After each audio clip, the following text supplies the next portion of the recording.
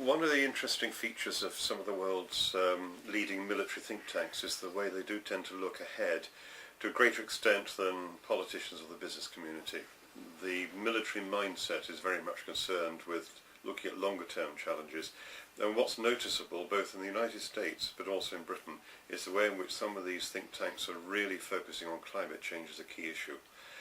You see it even in the United States during the Bush administration, when the administration was almost in a state of denial over climate change.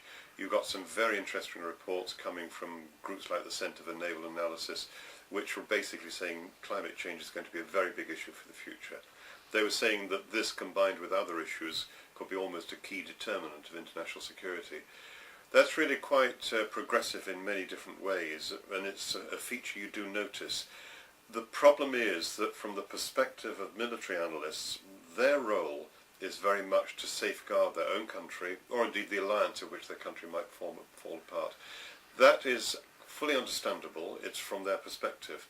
But what that means is that they look at climate change as a phenomenon which is highly likely to happen, and their concern therefore is to keep their own country safe in conditions of rapid climate change, rather than address the core issue of actually trying to address the reasons for climate change and prevent it becoming a big issue.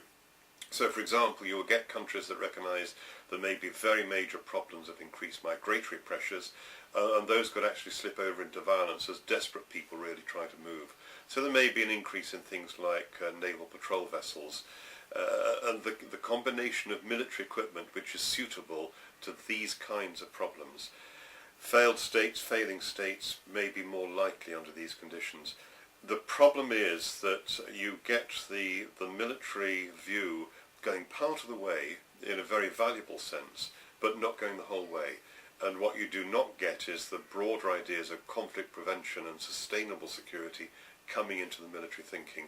That is a step which I think is going to be hugely important, and if that can be done, if military thinking can embrace the need for fundamental change, then I think it could be a very powerful inducement to the calls for radical, transformative action to prevent climate change becoming the major global issue of the next 3 or 4 decades.